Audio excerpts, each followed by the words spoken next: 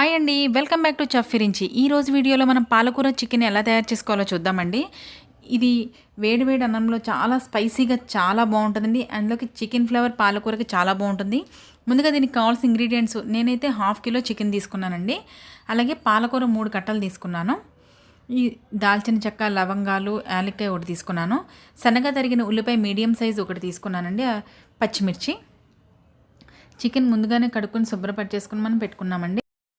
ఉప్పు, కారం, పసుపు, అల్లం వెల్లుల్లి పేస్ట్, గరం మసాలా. ముందుగా స్టవ్ అంటించుకొని మనం ఒక ప్యాన్ పెట్టుకుని అందులో 3 నుంచి 4 టేబుల్ స్పూన్ల ఆయిల్ యాడ్ చేసుకుని అందులో ఈ బిర్యానీ స్పైసెస్ అన్నీ వేసుకున్నాక ఉల్లిపాయ ముక్కలు కూడా యాడ్ చేసుకుందామండి.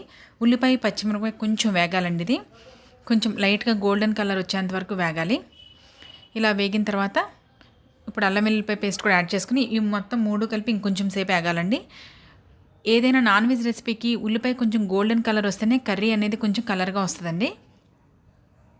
ఇలా ఈ విధంగా కొంచెం వేగిన తర్వాత ఇప్పుడు చికెన్ యాడ్ చేసేసుకుందామండి. ఇందులోనూ ఇలా చికెన్ యాడ్ చేసిన తర్వాత ఒక్కసారి మిక్స్ చేసుకుని మళ్ళీ మనం దీన్ని ఇలా ఈ విధంగా మిక్స్ చేసేసుకుని ఉప్పు, అలాగే కారం.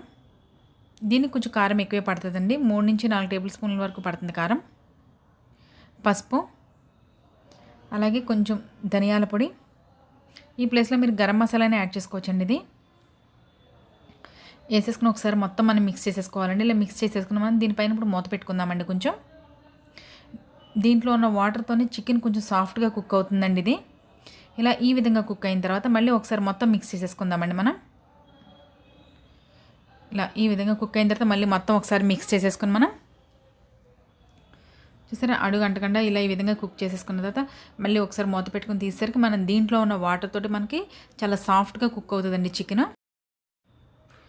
చూసారా మంచి కలర్ తోటి సూపర్గా ఉంది. ఇదైతే మనం ఇప్పుడు ఇందులో మనం పాలకూర యాడ్ చేసుకుందామండి. ఇలా కడిగి శుభ్ర పెట్టుకున్న పాలకూర యాడ్ చేసేసుకుని మళ్ళీ ఒకసారి మనం మూత పెట్టేసుకుందాం. ఇలా మూత పెట్టేసుకుంటే పాలకూర, చికెను చాలా సాఫ్ట్గా కుక్ అయిపోతాయండి రెండును. ఎందుకంటే పాలకూర కూడా వాటరే కాబట్టి రెండింటి వాటర్తోని చాలా సాఫ్ట్గా కుక్ అవుతుంది. ఇలా ఈ విధంగా కుక్ అయిన తర్వాత చాలా జ్యూసీగా చాలా సాఫ్ట్గా ఉంటుందండి చికెన్ గ్రేవీ. ఇదైతే చపాతీలోకి, రైస్లోకి కూడా చాలా బాగుంటుంది. రోటీ, పుల్కా దేంట్లోకైనా బాగుంటుందండి చికెన్ కర్రీ. ఇదైతే ఇలా అయిపోయిన తర్వాత మనం ఒక 1/2 గ్లాస్ వరకు వాటర్ యాడ్ చేశానండి నేను గ్రేవీ కోసమని.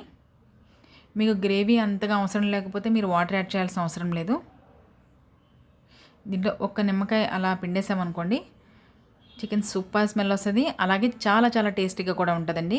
ఇప్పుడు మనం దీనిపైన ఒకసారి మనం మూత పెట్టుకుందామండి. 2 నుంచి 3 నిమిషాల పాటు దీన్ని కుక్ చేసేసుకుని అంతే మనకి ఈ విధంగా వచ్చిన తర్వాత ఇప్పుడు మనం ఒకసారి మూత తీసి కొత్తిమీర యాడ్ చేసేసుకుని ఒకసారి మూత పెట్టేసుకుందామండి. ఇప్పుడు స్టవ్ కూడా ఆఫ్ చేసేసుకోవచ్చు.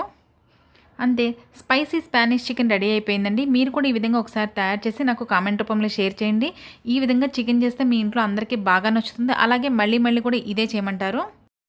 ఇదైతే రైస్లోకి, రోటీలోకి, చపాతీలోకి చాలా టేస్టీగా ఉంటుందండి. మీరు కూడా ఈ విధంగా ఒకసారి తయారు చేసి నాకు కామెంట్ రూపంలో షేర్ చేయండి. అలాగే మరిన్ని ఈజీ అండ్ డిఫరెంట్ రెసిపీస్ కోసం మన ఛానల్ని సబ్స్క్రైబ్ చేసుకోండి. And thanks for watching my videos.